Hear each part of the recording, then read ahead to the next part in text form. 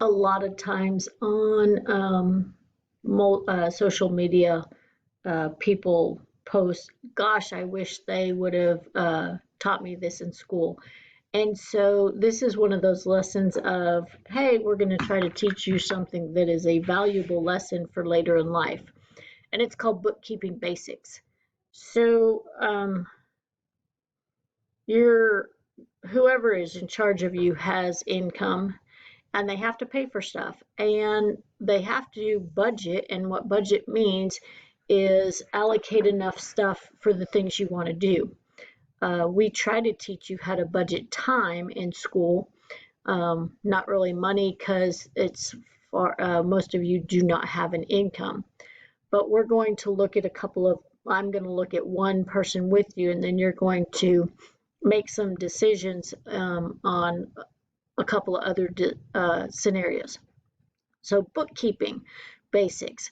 Do you have enough money for your iPod 9? Can you really afford to eat lunch at Red Lobster every day? Is purchasing the Camaro a good idea? While spending money may feel like a lot of fun, what if you don't have it? Even worse, what if you don't even think about these kinds of things?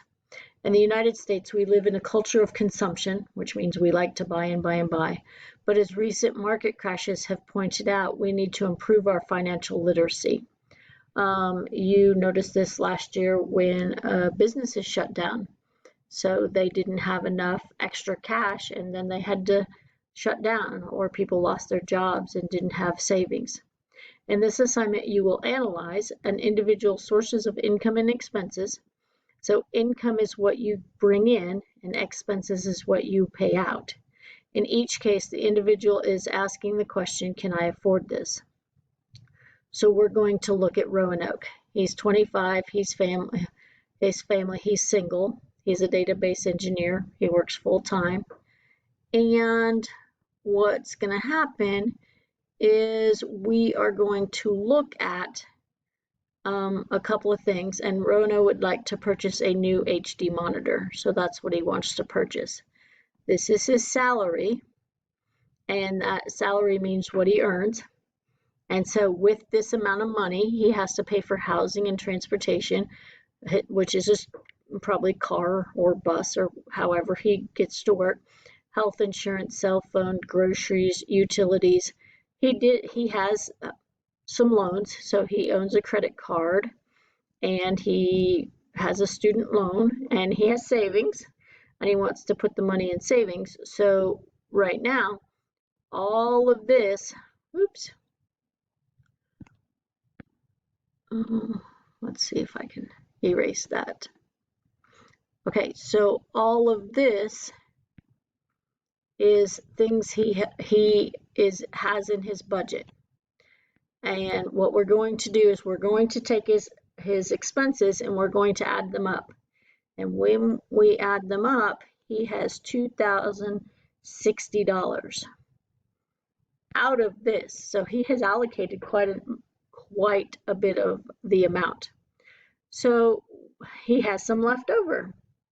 So what I'm going to do, the question is, would like to have a PC for 188. So if I add 100, oops, not there. Be careful of my place values. If I add 188, that becomes 2248. And since this amount is larger than what he brings in, he can't afford it. So will he have enough funds? No, he will not have enough funds. So how much is he lacking? So if you subtract 2,200 from it, so will he have enough? That's a no. Lacks $48. Okay. Over the weekend, there was a database disaster at his job. Roanoke was called in for overtime.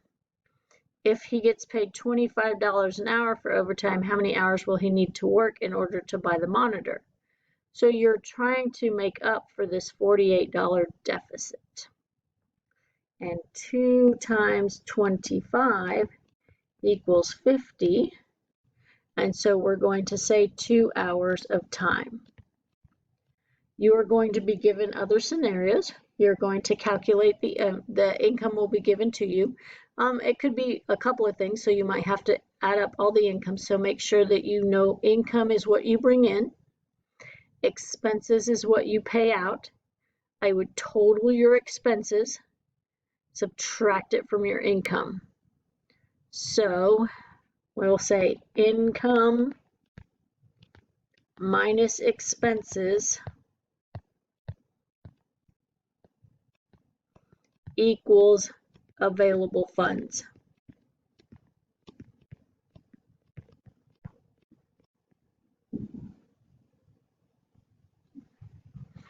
Available